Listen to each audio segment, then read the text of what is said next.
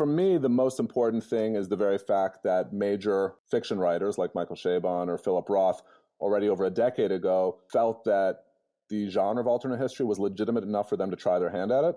Stephen King's 11/22/63 is another example of someone who's kind of crossed over into this subgenre of alternate history from just straight horror fiction or what have you. Ben Winter's Underground Airlines is another example. And while the Second World War and the Nazis, well, that certainly represents a perennially favorite field to engage in, the topic of the Civil War remains immensely appealing for lots of people, as was shown by HBO's controversial proposal of the show Confederate.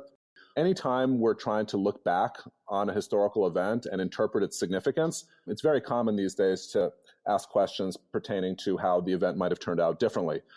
So in pivotal moments of history, and of course the 20th century is full of them, it's always tempting to try and draw judgments by asking questions that are coming from unusual angles.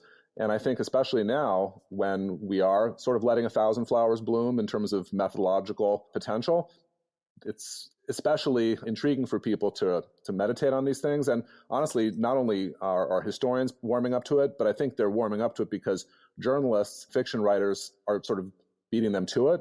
And if they're not careful, they'll be kind of sequestered out of the market.